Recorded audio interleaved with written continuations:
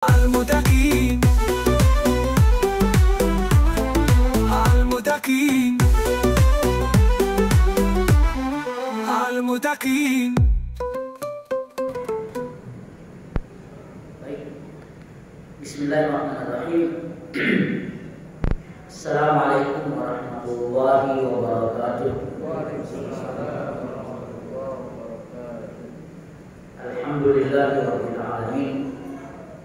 Wassalatu wassalamu ala asyrafil anbiya'i wal mursalin wa ala alihi wa ashabihi ajma'in, amma ba'd. Asyhadu an la ilaha illallah wahdahu la syarika lah wa asyhadu anna Muhammadan abduhu wa rasuluhu la nabiyya ba'da. Allahumma shalli wa sallim wa barik ala Muhammad wa ala ali Muhammad kama shallaita wa sallamta wa barakta ala Ibrahim wa ala ali Ibrahim fil alamin innaka Hamidum Majid. Hadirin Bapak-bapak dan saudara-saudaraku jamaah maghrib yang saya cintai. Pertama-tama mari kita semuanya memanjatkan puji syukur kita kehadirat Allah Subhanahu wa taala atas semua karunia yang Allah anugerahkan kepada kita. Yang kedua, kita bersyukur kepada Allah Subhanahu wa taala. Allah telah menjaga iman dan Islam kita sampai di titik ini. Dan insya Allah ini adalah kajian kita yang terakhir di 2024. Kita akan ketemu nanti pada tahun 2025 insya Allah. Bapak-bapak dan saudara-saudaraku yang saya cintai, selawat dan salam kita aturkan kepada junjungan kita Muhammad sallallahu alaihi wasallam serta keluarga, para sahabat dan para pengikut beliau hingga di akhir zaman nanti insya Allah. Hadirin sekalian, pada pertemuan kita di bulan lalu kita sudah masuk ke satu judul setelah menyelesaikan bab tentang pernikahan dan semua yang terkait atau hampir semua yang terkait, terutama hal-hal yang pokok yang sangat penting kita ketahui. Dan yang terakhir dari bab tentang pernikahan adalah perempuan-perempuan yang haram dinikahi, baik yang haram dinikahi dalam waktu selama-lamanya atau abadi, haramnya abadi, maupun yang haramnya sementara waktu. Dan kita sudah memulai masuk ke judul baru tentang setelah pernikahan ada talak. Harusnya sih kemudian ada jeda. Tapi memang ya judulnya begitu atau urutannya seperti itu. Setelah bab pernikahan ternyata penting kita ketahui juga tentang bab talak. Kenapa? Karena ada, kalau saya tidak menyebutkan banyak ya, tapi ada di kalangan kaum muslimin yang tidak mengerti atau belum mengetahui tentang bab ini secara baik. Dan saya sudah sering memberikan contoh, misalnya ada suami atau seorang laki-laki yang mungkin bercanda, mungkin tidak serius, tapi kemudian mengeluarkan kata-kata atau kalimat yang mengandung kata talak, padahal dia tidak punya maksud atau niat seperti itu. Saya biasa mengambil contoh, misalnya seorang suami, seorang laki-laki ketemu dengan teman lamanya, mantannya kah itu atau siapanya kah itu. Lalu kemudian si perempuan bertanya, gimana kabarnya mas? Baik. Gimana kabar istrimu? Oh saya sudah tidak punya istri. Padahal istrinya lagi anteng di rumah, lagi nyuci, mungkin lagi gosok dan seterusnya gitu ya. Kata saya tidak punya istri itu jatuh talak satu. Nah kalau 2 kali masih mending, pulang sore. Kalau 3 kali nanti pulang lagi pas sudah jatuh talak ketiga, nah ini yang berbahaya. Nah kira-kira seperti itu yang penting untuk kita pahami semuanya sebagai, terutama sebagai suami. Yang kedua, kenapa penting juga sebagai suami? Karena talak itu ada di tangan suami, ada di tangan suami. Tidak ada talak di tangan istri. Nah, pada pertemuan kita yang lalu kita sudah mulai dengan pengertian talak. Jadi sederhananya adalah talak adalah terputusnya ikatan nikah dengan perkataan yang jelas. Misalnya suami berkata kepada istrinya, kamu aku ceraikan, atau kamu aku talak. Jadi perkataan yang jelas, tidak samar-samar, tidak mengandung arti yang bias. Nah, itu makna daripada kata cerai atau talak, terputusnya ikatan pernikahan yang pernah selama ini dibangun. Lalu apakah hukum talak itu? Juga kita sudah jelaskan pada pertemuan yang kemarin atau yang lalu, bahwa talak itu bisa jadi pertama diperbolehkan, mubah, ya kira-kira begitu, diperbolehkan jika dengan talak itu kemudian mudarat akan hilang dari pasangan suami istri, maka kemudian dibolehkanlah atau diperbolehkan adanya talak. Yang kedua, boleh jadi menjadi wajib. Boleh jadi menjadi wajib. Jika ada mudarat yang terus akan terjadi jika hubungan suami istri itu tetap dipertahankan. Ada mudarat yang lebih besar. Ada bahaya yang lebih besar. Ada keburukan yang lebih besar. Ada kemaksiatan yang lebih besar yang akan terjadi jika hubungan ini dipertahankan. Maka wali hukumnya ada talak. Tapi sebaliknya bisa juga jadi haram. Talak itu jadi haram jika dengan talak itu kemudian justru menimbulkan mudarat baru. Sebaliknya yang wajib tadi. Jadi kalau ada mudarat yang lain yang akan muncul, yang akan timbul ketika terjadi talak atau perceraian, maka dia hukumnya jadi haram. Nah, kira-kira itulah hukum talak kalau kita ditanya. Jadi lihat konteksnya, lihat seperti apa. Apakah ini mubah atau dibolehkan, atau ini mungkin bahkan diwajibkan, atau justru sebaliknya haram hukumnya. Bapak-bapak dan saudara-saudaraku yang saya cintai, kemudian kita masuk pada rukun talak. Ada rukunnya juga, supaya rukun itu ya kalau tidak ada satu di antaranya tidak ada ya tidak jadi rukun talak. Talak memiliki 3 rukun, 3, tidak banyak-banyak rukunnya. Kalau masih ingat kita sholat rukunnya berapa? Ada 9 ya. Sholat rukunnya ada 9. Bisa ada yang menyebutnya ada 12, nanti kalau dipecah-pecah. Kita kembali ke talak. Talak itu rukunnya ada 3. Yang pertama adalah suami yang mukallaf. Suami, ada suami dan suaminya mukallaf. Mukallaf seperti yang kita sudah pahami dari sejak awal adalah orang yang diberi beban kewajiban syariah dengan kriteria balik, berakal dan mampu.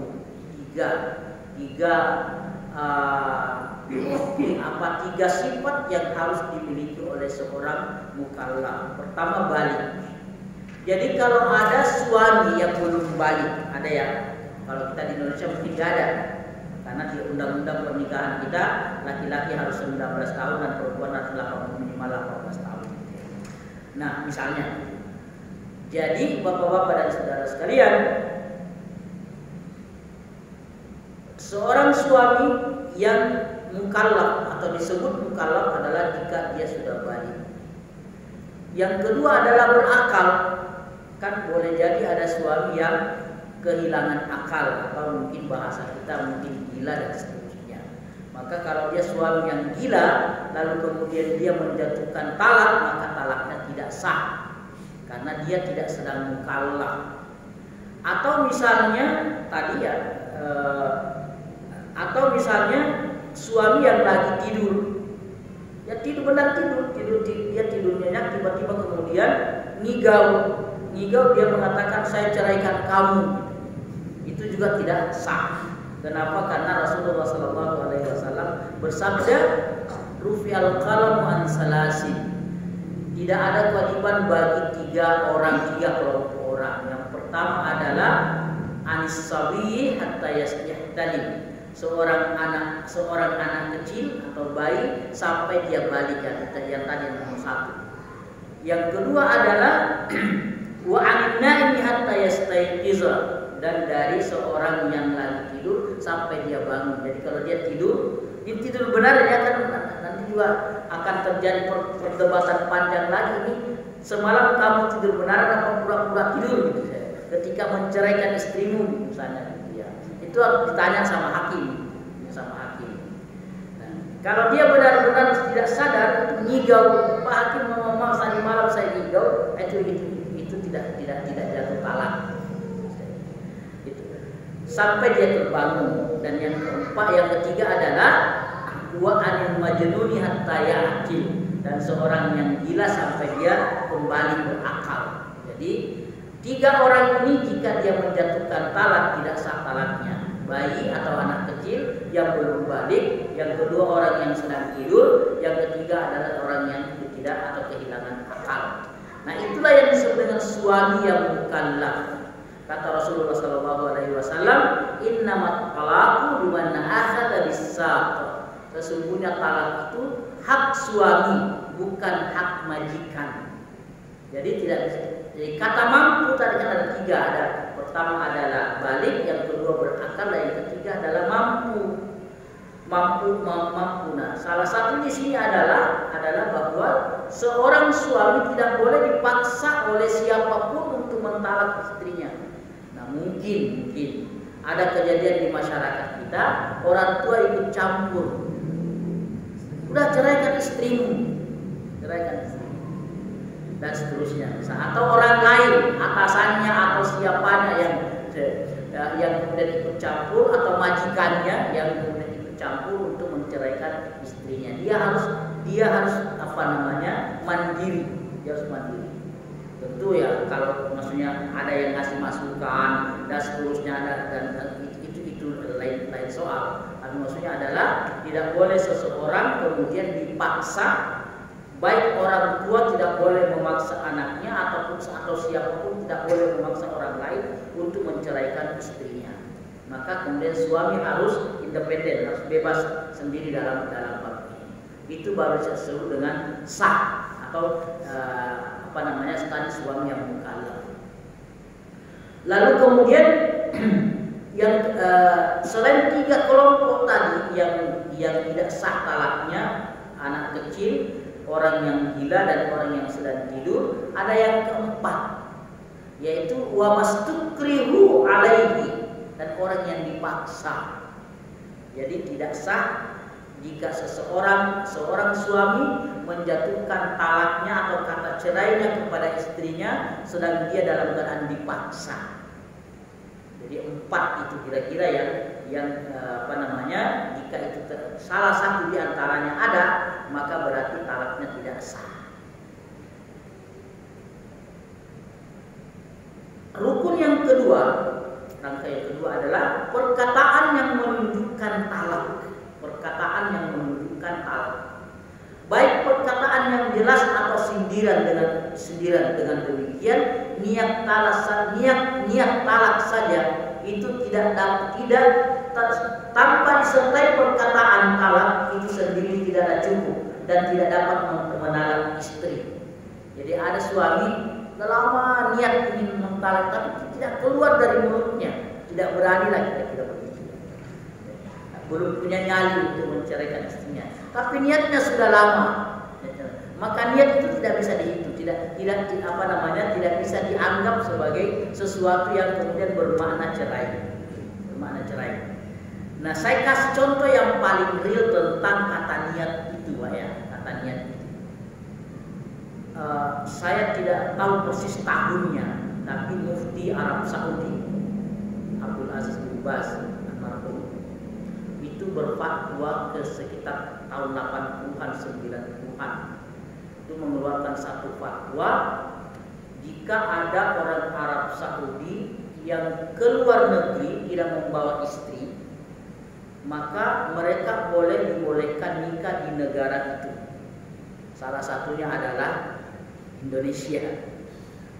Di Indonesia salah satunya adalah Puncak ke Cianjur gitu ya. Ya kira-kira begitu. Yang banyak kejadiannya. Maka kemudian saya nggak tahu, saya tidak punya data penelitian, tapi katanya di sana banyak janda-janda muda, ya. Janda-janda muda. Udah, jangan ada yang pergi mencari lah. Cukup diketahui saja. Nah, saya ingin kembali ke tadi. Fatwa itu mengatakan bahwa az-zawaju ala niyatit talaq itu boleh. Jadi menikah dengan niat talak. Maksudnya apa? Tadi orang kan ini karena saya menyebutkan negara karena yang memberikan fatwa adalah mufti negara itu.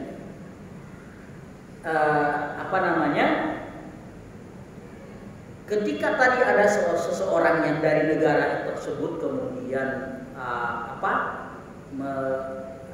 pergi ke negara lain, maka mereka dibolehkan menikah dengan ala niat talak.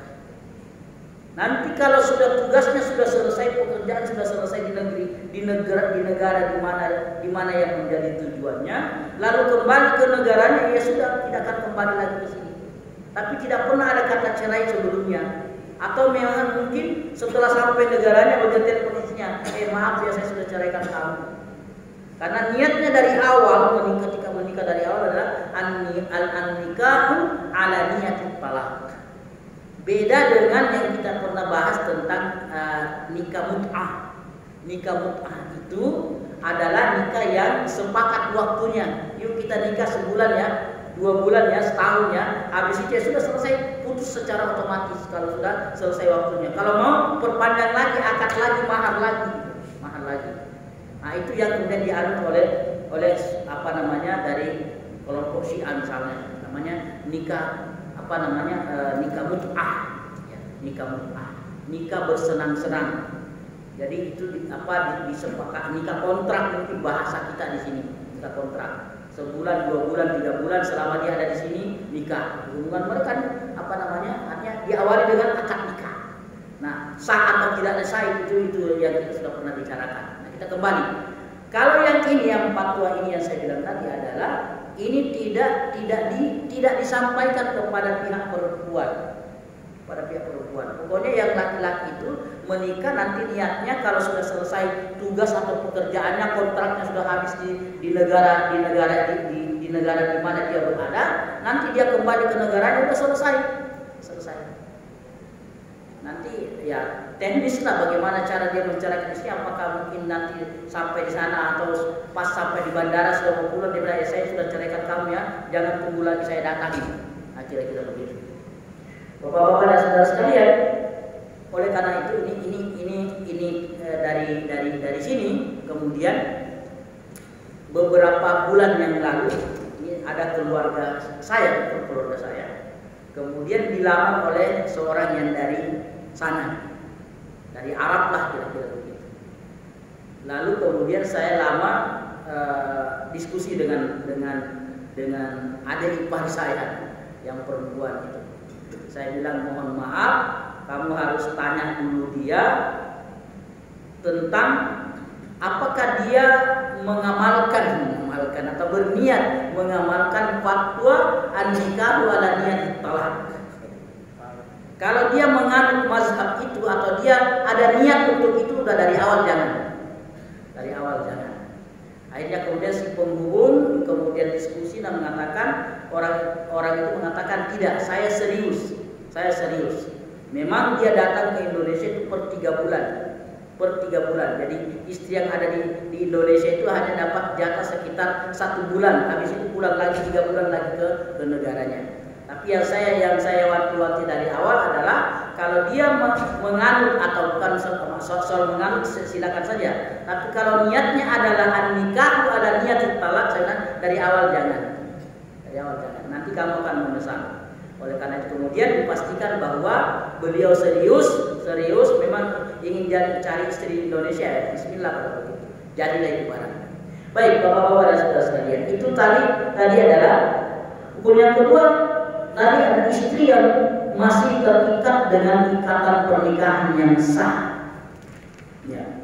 Jadi rukun pertama adalah suami yang mukallaf, yang kedua adalah istri yang masih terikat dengan ikatan pernikahan yang sah dengan suami yang mentalaknya, dengan bukti bahwa dia masih berada di bawah perlindungannya, maka ikatan pernikahannya dengan suaminya itu tidak dibatalkan oleh suatu pembatalan atau perceraian atau hukum seperti wanita yang menjalani masa iddahnya dan seterusnya. Jadi yang ada rukun kedua adalah ada istri. Kalau tidak ada istri ya talak tidak berlaku kan. Ada laki-laki yang mengumbar talaknya kemana-mana padahal dia tidak punya istri, kan enggak? Siapa yang ditalak? Nah, kata talak kemudian juga mungkin terjadi juga ya dalam dunia perpolitikan kita, ada partai satu, partai A mentalak partai B misalnya gitu ya. Ada juga begitu kan gitu ya. Itu urusan mereka. Nah, itu yang menjadi rukun yang kedua. Maaf tadi saya langsung ke rukun yang ketiga. Yang kedua adalah istri yang masih terikat dengan ikatan pernikahan yang sah.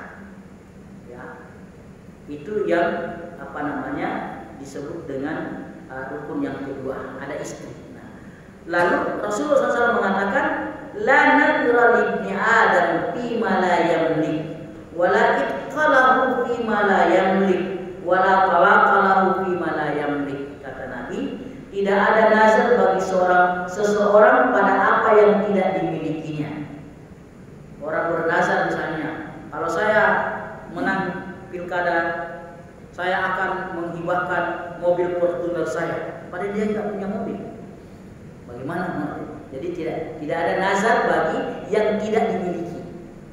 Jangan asal bernazar untuk sesuatu yang tidak dimiliki. Kalau saya jadi kepala desa, jangan kepala desa lah, jadi bupati. Kalau saya jadi bupati, maka Masjid Al-Muttaqin saya hibahkan. Memang ini punya Pak Bupati kan bukan? Kira-kira begitu. Jadi sesuatu yang tidak dimiliki tidak boleh dinazarkan. La nadra fi ma la yamlik. Yang kedua kata Nabi adalah wala itqalahu fi ma la yamlik. Tidak ada kemerdekaan baginya bagi budak yang tidak dimilikinya. Nah, ini dulu ketika ada budak, ada majikan sok majikan kira-kira begitu, lalu dia membebaskan, saya membebaskan semua budak-budak saya, teriak di jalan. Padahal ketika ditelusuri dia tidak punya budak. Nah, itu yang la itqa liman la yamlik. Tidak ada pembebasan budak bagi orang yang tidak punya budak. Nah, yang ketiga ini kemudian kita baru masuk wala talaqa lahu fi ma la yamlik, dan juga tidak ada talak baginya terhadap istri yang tidak dimilikinya. Yang mentalak istrinya, tapi ternyata ditelusuri dia tidak punya istri. Jadi tidak ada gunanya talak. Baik, itu yang kedua, rukun yang kedua. Yang ketiga Bapak-bapak sekalian, perkataan yang menunjukkan talak, baik perkataan yang jelas atau sindiran tadi. Ada kalimat, saya ceraikan kamu, saya talak kamu, kamu kembali ke rumah orang tuamu selamanya, tidak usah balik-balik lagi, dan seterusnya. Itu adalah kalimat-kalimat yang bermakna talak. Dan boleh jadi Bapak-bapak saudara sekalian, boleh jadi ada kalimat-kalimat lain dalam bahasa daerah kita atau dalam struktur masyarakat kita. Kan masing-masing masyarakat misalnya punya kalimat yang dimana kalimat itu maknanya adalah talak. Mungkin kata cerai, mungkin kata talak, mungkin kata pisah, mungkin kata kembali ke rumah orang tua selamanya, mungkin dan seterusnya. Tapi kalau udah kamu kembali ke rumah orang tua sementara waktu, itu berarti kan bukan talak kalau sementara waktu. Mungkin cuma seminggu, 2 minggu, sebulan, 2 bulan, itu bukan talak kalau cuma sementara. Tapi kalau kembali ke rumah orang tuamu selamanya, berarti itu sudah maknanya talak atau cerai. Kecuali kalau ada suami mengatakan, silakan wahai istriku, per malam ini kamu silakan kembali ke rumah orang tuamu. Nanti saya menyusul ke rumah mertuaku. Itu tidak mengandung kata talak. Jadi pulang ke rumah orang tuamu, saya pulang ke rumah mertuaku, berarti tidak ada kata talak di situ atau tidak ada makna talak di situ. Nah, jadi harus ada yang jelas ataupun berupa sindiran juga boleh atau sah. Rasulullah SAW bersabda, Inna Allah tajawaza li ummati amma haddas bihi anfusaha ma lam yatakallamu aw ya'malu bihi. Kata Nabi, sesungguhnya Allah memaafkan bagi umatku tentang apa saja yang mereka katakan kepada dirinya. Jadi dia membisikkan dirinya, saya mau taruh istri saya, tapi dia cuma bicara pada dirinya sendiri, maka itu tidak dianggap talak. Kalau dia baru bicara pada dirinya sendiri, atau tadi baru niat, atau dia sudah bicara tapi pada dirinya sendiri, tidak ada orang yang mendengar, ada orang yang dengar. Jadi misalnya bapak-bapak ada yang, Ustaz, apakah saya sudah jatuh talak? Saya pernah mengatakan kepada diriku sendiri, saya mau menceraikan istriku, tapi tidak kusampaikan kepada siapa-siapa. Ya nggak ada gunanya, maksudnya tidak jatuh sebagai tidak bermakna sebagai talak. Karena kata Nabi, Allah memaafkan orang yang atau hambanya yang berbicara pada dirinya. Malam yatakallamu aw ya'malu bihi. Selama dia tidak menyampaikan kepada yang lain atau mengumumkan kepada orang lain, tidak mengucapkannya, atau selagi mereka tidak melakukannya. Mungkin dia tidak ngomong apa-apa, tapi buktinya dia sudah tinggalkan istrinya, sudah menghilangkan diri dan seterusnya. Itu kira-kira 3 tentang rukun talak. Jadi ada suami yang mukallaf tadi, dan mukallaf itu berarti suami itu sudah balik, suami itu berakal, dan suami itu mampu. Itu disebut suami yang mukallaf. Yang kedua, ada istri yang sah. Yang ketiga adalah ada perkataan atau kalimat yang jelas ataupun sindiran. Tapi kalau dia masih dalam hatinya berbisik pada dirinya, maka itu tidak dianggap talak. Di mana mudhari tersebut tidak dapat dihilangkan kecuali dengan talak. Jadi ada mudhari yang tidak bisa hilang kecuali dengan talak. Maka ia harus menunggu istrinya haid dahulu, kemudian suci. Tunggu istri sampai haid, yang misalnya lupa, biar lebih jelas lagi. Misalnya tadinya istrinya suci, dalam masa sucinya itu dia sudah pernah menggaulinya, sudah pernah hubungan badan di masa sucinya. Maka jangan jatuhkan talak di masa itu. Tunggu istri sampai haid lagi. Setelah haid kemudian mandi suci tadi, mandi besar tadi, lalu jangan gauli lagi, dan disitulah tempatnya atau waktunya menjatuhkan talak. Misal jika ada yang ingin mentalak atau menceraikan istrinya, maka ini adalah yang disebut dengan talak sunni istilahnya. Jika istrinya telah suci dan ia tidak menggaulinya pada masa sucinya itu, maka pada saat itulah yang paling tepat bagi suami untuk menjatuhkan talaknya kepada istrinya. Misalnya seorang suami berkata kepadanya, kamu aku ceraikan, barulah jatuhkan talak di saat itu. Jadi bapak-bapak dan saudara sekalian, mohon ini dipahami, menahan diri. Misalnya jika ada seorang suami yang hendak mentalak istrinya, dan di masa sucinya itu sudah pernah digauli, sudah pernah hubungan badan, maka sabar dulu, tunggu sampai haid lagi. Setelah haid selesai, istri sudah mandi keramas, baru kemudian disitulah sebelum disentuh lagi, ya, jangan sentuh lagi di situ, jangan ajak lagi berhubungan. Kalau ada niat untuk mentalak, maka setelah dia mandi besar, maka disitulah waktu yang tepat untuk menjatuhkan talak. Maaf istriku, per hari ini saya ceraikan kamu. Misalnya begitu ya. Jadi bapak-bapak dan saudara sekalian, itu yang pertama. Allah Subhanahu wa taala berfirman, ya ayyuhan nabiyyu idza talaqtumun nisaa fatalliquhunna li'iddatihinna. Hai Nabi, apabila kamu menceraikan istri-istrimu, maka hendaklah kamu ceraikan mereka pada waktu mereka dapat menghadapi iddahnya atau masa menunggunya. Karena nanti dihitung, Bapak sekalian, nanti dihitung masa iddah itu Masa iddah itu saya sudah pernah menjelaskan, walaupun mungkin boleh saya tidak mengapa saya mengulangi. Masa iddah itu yang tadi perempuan yang haid, yang masih haid ya, yang masih haid, baik talak pertama maupun talak kedua,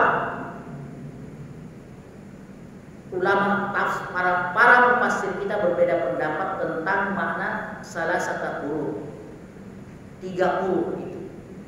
Pendapat pertama mengatakan salah satu quru, 3 quru itu dan artinya 3 kali haid. Itu masa iddah, artinya itu masa rentan waktu di mana seorang suami yang sudah menjatuhkan talak kepada istrinya, talak 1 atau talak 2, maka masa itulah dia boleh balik, rujuk. Ada bahasa kita rujuk, kembali lagi. Soal rujuknya mau lewat pintu, mau lewat jendela dan seterusnya itu teknis.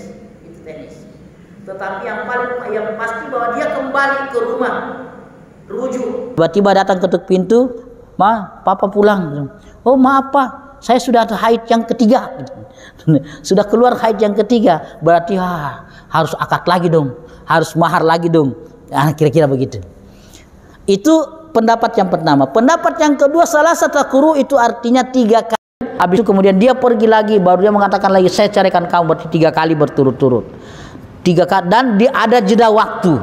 Kalau tanpa jeda waktu dalam waktu yang sama, maka itu namanya itu tidak dibolehkan, atau itu masih dihitung satu. Rasulullah SAW bersabda, "Fatilkal iddatul lati amarallahu subhanahu an tutalliqa lahan nisa." Itulah iddah yang diperintahkan Allah Subhanahu wa taala, yang karenanya diperbolehkan mentalak para istri. Jadi di luar daripada itu namanya talak bid'i tadi. Jadi bapak-bapak dan saudara-saudara sekalian, jika ada suami yang ingin mentalak istrinya, jangan talak istri ketika istri sedang haid. Jangan talak istri ketika istri sedang nifas. Jangan talak istri 3 kali talak, kata talak berturut-turut dalam satu waktu. Karena itu tetap dihitung satu. Jatuh talak tapi dihitung satu. Kalau orang mau mentalak 3, maka harus ada jeda waktu antara ucapan yang pertama, ucapan yang kedua, dan ucapan yang ketiga. Ada jarak waktunya. Nah, bapak-bapak dan saudara sekalian, ini berdasarkan tindakan Rasulullah yang menyuruh Abdullah bin Umar radhiyallahu anhu yang mentalak istrinya pada saat sedang haid. Jadi ini terjadi di para sahabat. Abdullah ibnu Umar anaknya Umar bin Khattab itu menceraikan istrinya ketika istrinya sedang haid. Lalu kemudian Nabi supaya rujuk kembali, Nabi menyuruh untuk rujuk kembali dengan istrinya serta menyuruhnya menunggu hingga istrinya suci lalu haid lagi, lalu suci lagi, dan setelah itu Abdullah diperbolehkan menahan istrinya atau tidak mentalaknya atau mentalaknya sebelum menggaulinya. Kemudian Rasulullah SAW bersabda, "Fatilkal iddatul lati amarallahu subhanahu an tutalliqa laha an-nisa." Bapak-bapak dan saudara-saudara sekalian, dari 8 macam-macam talak ini kita baru 2. Yang pertama tadi adalah sunni, yang cara yang benar, kira-kira yang bahasa yang paling simpel, cara benar untuk mentalak istri. Dan yang kedua adalah talak bid'i atau talak yang salah atau yang tidak boleh ditempuh ketika kita ingin menceraikan atau ketika seseorang ingin menceraikan istrinya. Saya kira itu, insya Allah nanti kita lanjutkan pada pertemuan kita berikutnya di tahun 2025 insya Allah. Subhanakallahumma bihamdik, syada la ilaha illa anta, astaghfiruka wa atubu ilaika. Assalamualaikum warahmatullahi wabarakatuh.